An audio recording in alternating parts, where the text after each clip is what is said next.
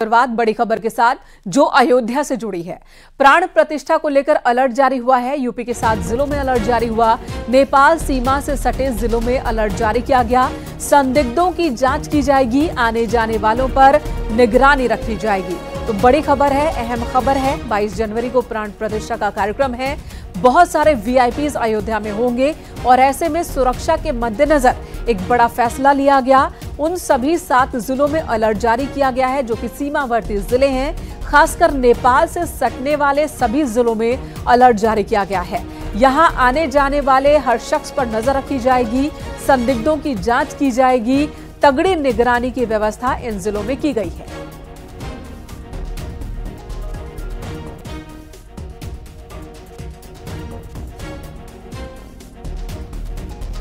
तो आपको बता दें, बड़ी खबर, प्राण प्रतिष्ठा को लेकर यह अलर्ट जारी हुआ है। 7 जिलों में अलर्ट पर हैं इस वक्त सभी सुरक्षाकर्मी, क्योंकि अयोध्या में प्राण प्रतिष्ठा कार्यक्रम के दौरान बड़ी संख्या में मेहमान पहुंचने वाले हैं। कई वीआईपीज होंगे।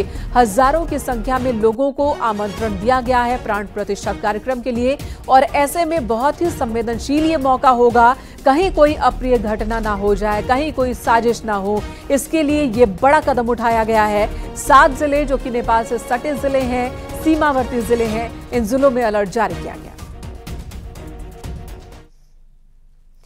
तो अयोध्या में 22 जनवरी को होने वाले प्राण प्रतिष्ठा कार्यक्रमों के लिए कमिश्नर ने विभागों को निर्देश जारी किए। इसके तहत 22 जनवरी की शाम हर मंदिर सरयू घाट पर दीपोत्सव होगा। दीपोत्सव के दौरान आतिशबाजी का भी कार्यक्रम है। 50 स्क्रीन के जरिए कार्यक्रम का लाइव प्रसारण भी होगा।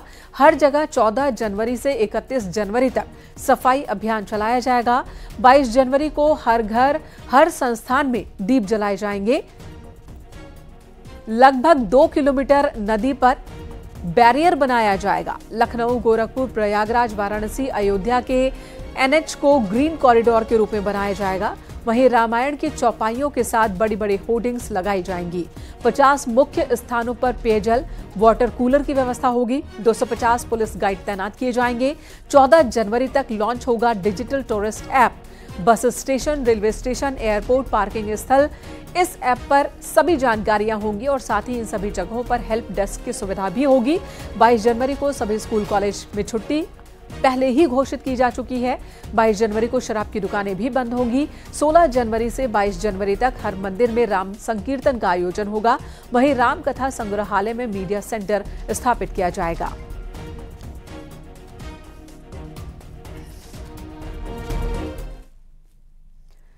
निमंत्रण अस्वीकार करने को लेकर कांग्रेस नेता प्रमोद कृष्णम ने अपनी ही पार्टी पर सवाल खड़े किए हैं। उन्होंने कहा कि निमंत्रण अस्वीकार करना कांग्रेस ने बहुत बड़ी गलती की है। अस्वीकार पत्र जारी कर कांग्रेस ने करोड़ों लोगों के दिलों को ठेस पहुंचाया है। उन्होंने कहा कि भारत के करोड़ों जनमानस की भावनाओं को ठेस पहुंचाकर आखिर कांग्रेस कौन सी राजनीति और कैसी राजनीति कर पाएगी।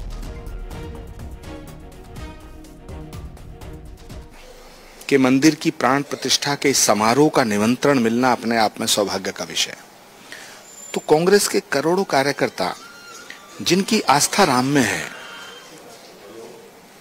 जो सनातन धर्म को मानते हैं, उन सबको ये उम्मीद थी कि कांग्रेस पार्टी इस निमंत्रण को स्वीकार करेगी और ऐसा नहीं हुआ।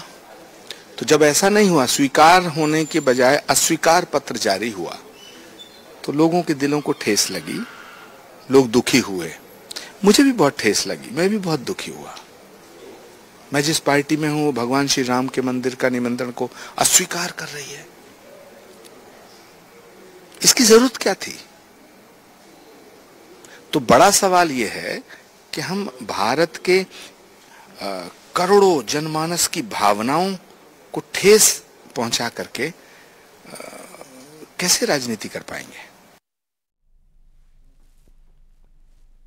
यूपी सरकार में मंत्री रघुराज सिंह ने कांग्रेस द्वारा निमंत्रण ठुकराने पर बड़ा हमला बोला। उन्होंने कहा कि मांसाहारी लोग प्राण प्रतिष्ठा से दूर ही रहें तो ज्यादा अच्छा। जो गौ मांस खाते हैं, जो मांस मदिरा लेते हैं, उनको वहां जाना भी नहीं चाहिए। मैं तो उनसे हाथ जोड़ के निवेदन करूंगा, बहुत अच्छा हुआ वो लोग नहीं गए, क्योंकि उन्होंने अस्वीकार कर दिया निमंत्रण को। ये भी अच्छा ही हुआ हमारे लिए, क्योंकि राम भक्त जो हैं वह जाएंगे तो उनका हौसला भी अफजाई होगा, देश में तरक्की होगी। और गौ मांस खाने वाले लोग यदि वहां जाएंगे तो वो प्राण प्रतिष्ठा में भी विघन पड़ेगा। तो इसलिए बहुत राम जो है बुद्धि वैसी बना देते हैं ना, तो राम ने वैसी ही इनकी बुद्धि बना दी कि हम निमंत्रण को अस्वीकार करेंगे। तो ये तो बहुत अच्छा हुआ। और भगवान रामलला की पूजा पद्धति के लिए विशेष ग्रंथ श्री रामोपासना तैयार किया गया है। भगवान रामलला की पूजा अर्चना और सेवा किस तरह होगी, इस ग्रंथ में पूरी जानकारी दी गई है। रामलला के प्रधान पुजारी आचार्य सत्येंद्र दास जी के मुताबिक भगवान की पूजन पद्धति रामानंदीय प्रथा से की जाती है। केवल मां जानकी के पूजन को अलग किया गया है। साथ ही भगवान रामलला और उनके चारों भाइयों की पूजा बालक रूप मानकर की जाएगी।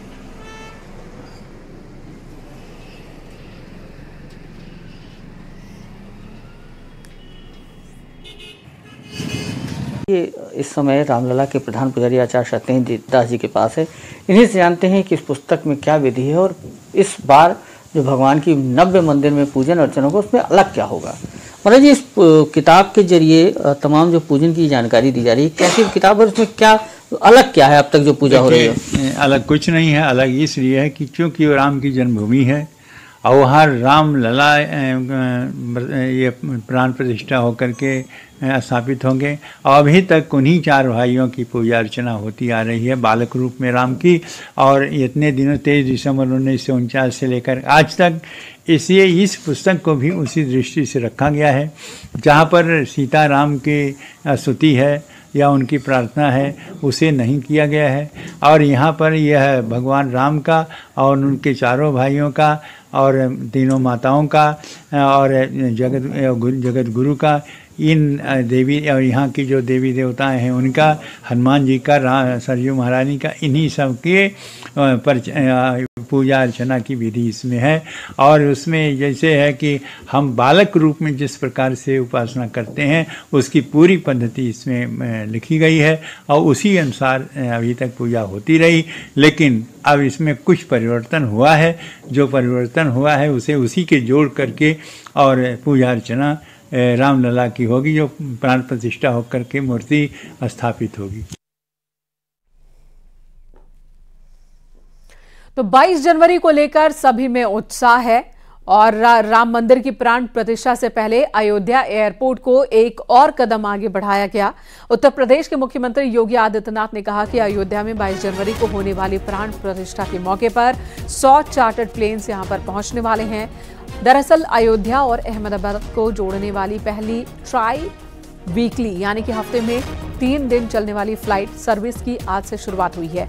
राम मंदिर प्राण प्रतिष्ठा से पहले यूपी के इस शहर को देश के अन्य शहरों से हवाई मार्ग के जरिए जोड़ा जा रहा है। अहमदाबाद और अयोध्या के बीच हवाई सेवा इसी कड़ी में अगला कदम है। मुख्यमंत्री योगी आदित्यनाथ आज वर्चुअली अहमदाबाद और अयोध्या के बीच उड़ान भरने वाली फ्लाइट को हरी झंडी दिखाते नजर आए। बड़े उत्साह के साथ इस फ्लाइट का औपचारिक उद्घाटन किया उन्होंने और इस दौरान सीएम योगी ने व्यक्तिगत रूप से पहली फ्लाइट के लिए बोर्डिंग पास भी लिया।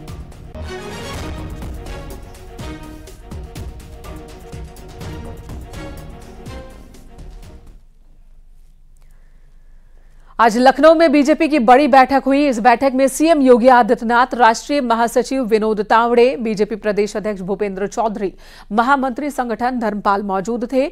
मिशन 2024 को लेकर यह बैठक हुई है और इस बैठक में लोकसभा चुनाव, अयोध्या में 22 जनवरी को होने वाले प्राण प्रतिष्ठा कार्यक्रम को लेकर मंथन हुआ और इन्हीं पर चर्चा हुई।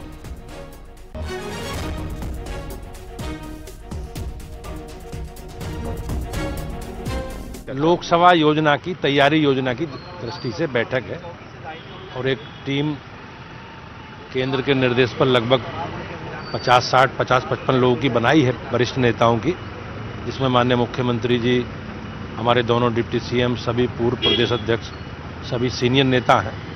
तो एक बार विचार विमर्श करके चुनाव की दृष्टि से क्या क्या काम, क्या क्या योजनाएं बनानी है। तो 22 जनवरी के कार्यक्रम को लेकर राम भक्तों में जबरदस्त उत्साह है। कार सेवा में शामिल रहे लोग राम मंदिर निर्माण पर खुशी जता रहे हैं और खुशियां मना भी रहे हैं। पीलीभीत के रहने वाले दर्जा प्राप्त राज्य मंत्री सुरेश गंगवार भी 6 दिसंबर 1992 को विश्व हिंदू परिषद के आह्वान पर अयोध्या पहुंचे थे। राम मंदिर का निर्माण होने पर वो 2100 किट बांट रहे हैं।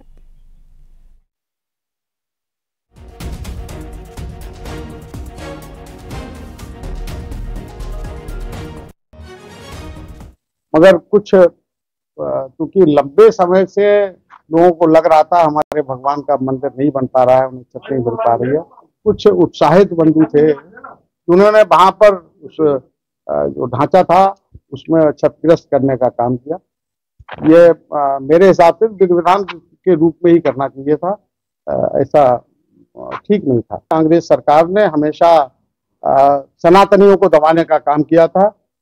आज जब से हमारी सरकार केंद्र में बनी है, हम बाकी समाज के साथ सनातनी भी अपना सर ऊंचा करके सम्मान के साथ जी रहे हैं। अवध के साथ साथ काशी भी राममय हो चुकी है। बनारस के मुश्ताक की राम भक्ति भी आकर्षण का केंद्र है। मुश्ताक अपनी बांसुरी के धुन से राम भक्ति का ऐसा राग छेड़ते हैं कि सुनने वाला राममय हो जाए। 80 घाट पर बांसुरी बेचने वाले मुश्ताक का बांसुरी वादन पूरे बनारस में मशहूर है। जो भी 80 घाट आता है मुश्ताक के धुन जरूर सुनता है। इन दिनों मुश्ताक अपनी बांसुरी से राम धुन बजा रहे हैं। रघुपति राघव राजा राम, राम आएंगे जैसे अलग अलग गानों के धुन से राम राग छेड़ रहे हैं।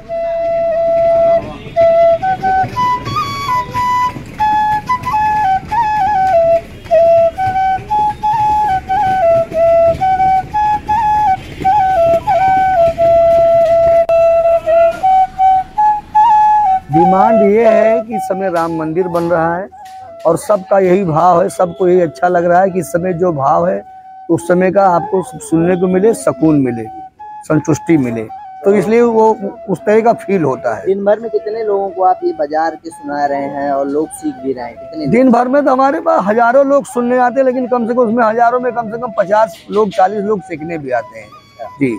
और हर एक लोग को 10 मिनट 15 मिनट का क्लास चलता है। शामली में एक बार फिर एसटीएफ ने छापेमारी की है। एसटीएफ ने छापा मारकर आईएसआई के एजेंट को नकली करेंसी के साथ गिरफ्तार किया। एसटीएफ की 5 सदस्यीय टीम को मुखबिर की सूचना पर गढ़ी सखावत के पास मोटा उर्फ तहसीम के होने की जानकारी मिली, जिसके बाद एसटीएफ ने तहसीम को गिरफ्तार किया। इसके कब्जे से संदिग्ध सामान भी बरामद किया गया। तहसीम के खिलाफ पहले भी 2 मुकदमे दर्ज हो चुके हैं। पुलिस को पिछले काफी वक्त से इसकी तलाश थी। आरोपी तहसीम आतंकी कलीम का भाई है। पुलिस के मुताबिक तहसीम पाकिस्तान भी जा चुका है। पाकिस्तानी हैंडलर से उसके सीधे संबंध है।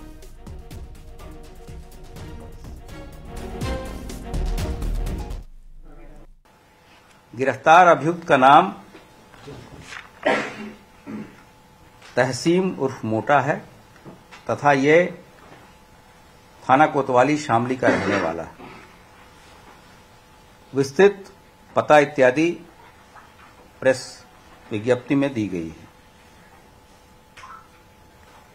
पूछताछ के दौरान इसने बताया कि ये और इसका भाई जो कलीम है,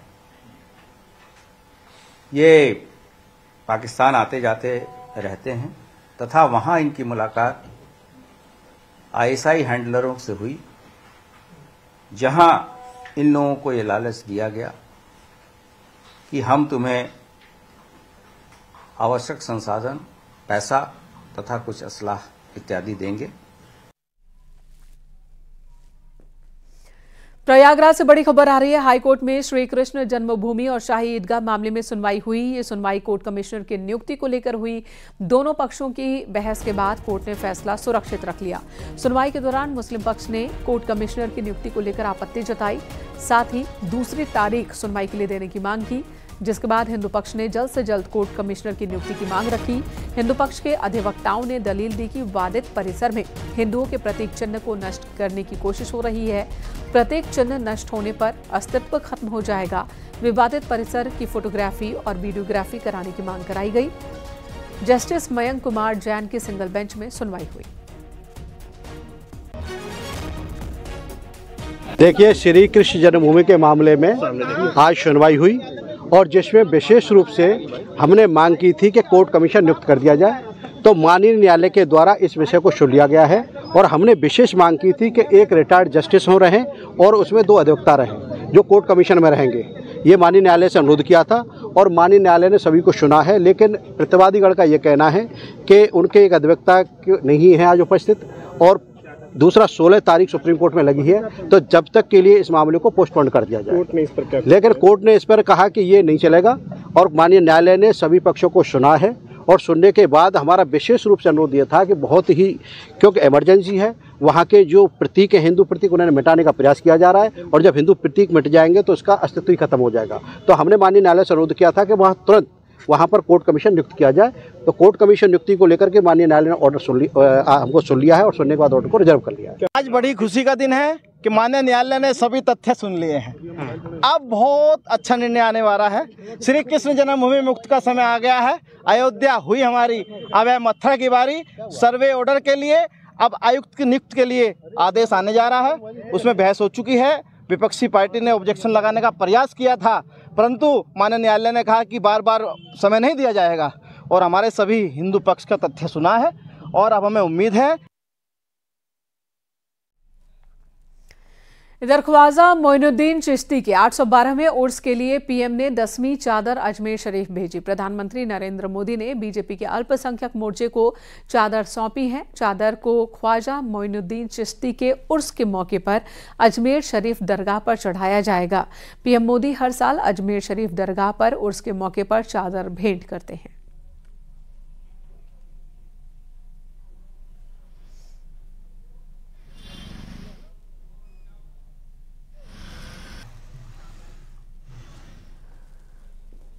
अजमेर शरीफ पर चादर पोशी के लिए ये चादर प्रधानमंत्री की ओर से सौंप दी गई है। बीजेपी के अल्पसंख्यक मोर्चे को 2 तस्वीरें आप देख रहे हैं। पहली तस्वीर में अल्पसंख्यक मोर्चे के सदस्यों के साथ प्रधानमंत्री को, और पीले रंग की ये चादर जो आप देख रहे हैं, धानी रंग की चादर, जो चादर पोशी के लिए ले जाई जा रही है।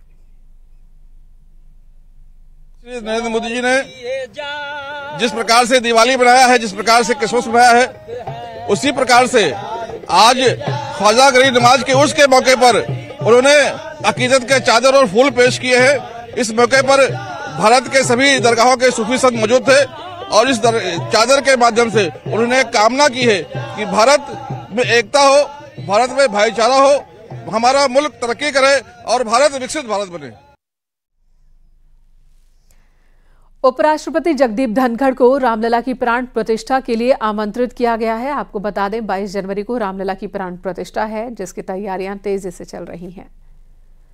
तो ये आमंत्रण पत्र आप इस वक्त देख रहे हैं उपराष्ट्रपति जगदीप धनखड़ के हाथों में। उन्हें भी आमंत्रित किया गया है 22 जनवरी के खास कार्यक्रम के लिए।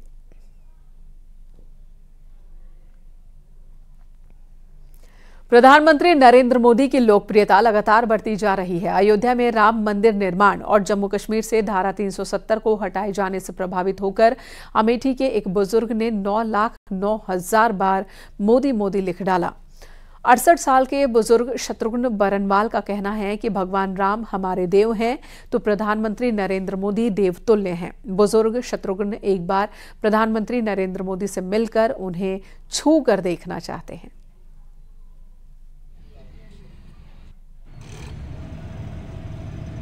मैंने मोदी जी का नाम 9,09,000 बार लिखा है। इसलिए लिखा है कि मैं मोदी जी के व्यक्तित्व से इतना अभिभूत हूँ, मैं उनको देवतुल्य मानता हूँ। उन्होंने जो देश के लिए, समाज के लिए, अपने धर्म के लिए जो काम किया है, अयोध्या में भव्य एवं नव्य मंदिर बनवा रहे हैं। उसकी प्राण प्रतिष्ठा तक का समय आ गया, उसमें शामिल हो रहे हैं। ऐसे देश के यशस्वी प्रधानमंत्री को मैं बहुत हृदय से चाहता हूं। इधर इटावा पुलिस ने 15 साल की नाबालिग का अपहरण कर गैंगरेप के मामले में मुख्य आरोपी पूर्व प्रधान को गिरफ्तार किया। आरोपी पूर्व प्रधान से पहले गैंगरेप के एक मामले में वो गिरफ्तार किया जा चुका है। आरोप है कि पूर्व प्रधान ने नाबालिग लड़की का अपहरण कर बंधक बनाया, अपने एक साथी के साथ मिलकर 5 दिन तक गैंगरेप किया।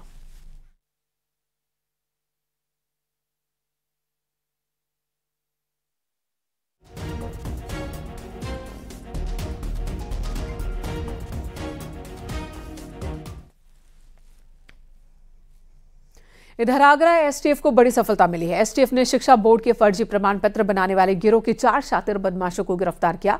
मुखबिर की सूचना पर एसटीएफ ने जाल बिछाकर ये कार्रवाई की। आरोपियों के पास से लैपटॉप, कंप्यूटर, प्रमाण पत्र बनाने की मशीन, अंक पत्र और प्रमाण पत्र के पेपर, एक कार और कैश बरामद किए गए। आरोपियों को आगरा यूनिवर्सिटी के पास से गिरफ्तार किया गया।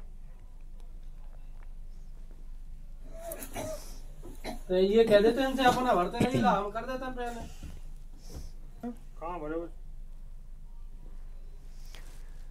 उधर बस्ती पुलिस ने 2 शातिर चोरों को गिरफ्तार किया है। नगर थाना इलाके के नगर बाजार से गिरफ्तारी हुई। आरोपियों के पास से 48,000 रुपए कैश, एक मॉनिटर बरामद किया गया। 4 जनवरी की रात को दुकान का ताला तोड़कर 2.5 लाख रुपए कैश, सीसीटीवी और डीवीआर की चोरी हुई थी। मामले की पड़ताल के दौरान 2 शातिर चोर दुर्गेश और फखरुद्दीन को पुलिस ने गिरफ्तार किया और चोरी का सामान बरामद किया।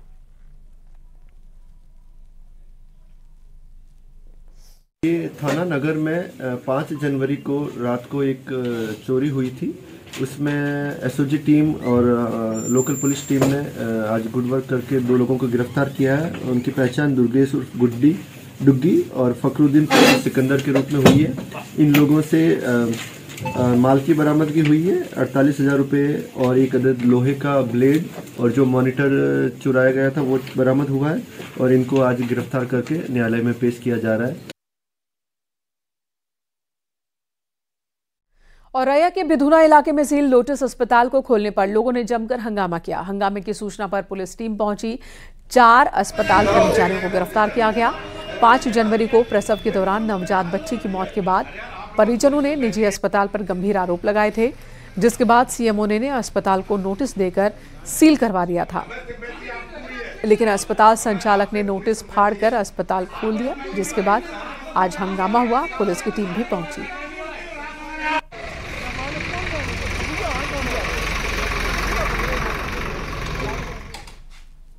आवास विकास विभाग ने अवैध निर्माण पर सख्त कार्रवाई की है। अवैध निर्माण को ध्वस्त कर दिया गया। बिना नक्शा पास किए अवैध निर्माण चल रहा था।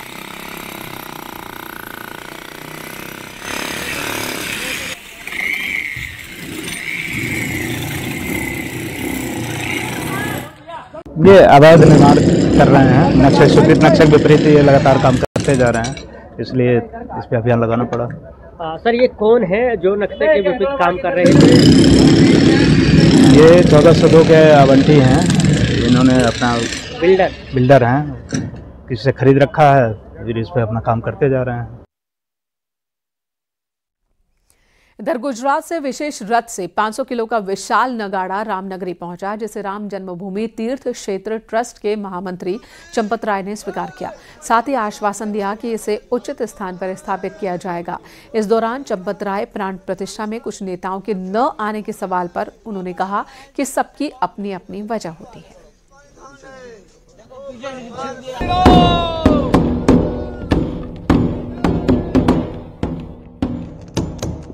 हमने अनेकों लोगों को कहा है और अनेकों लोग नहीं आ रहे। सबका शरीर है, स्वास्थ्य है, मौसम है, जलवायु है, पानी है, व्यस्तता है, अनेक कारण रहते हैं। यहां रुकेंगे एक ब्रेक के लिए। खबरों का सिलसिला ब्रेक के बाद भी जारी है।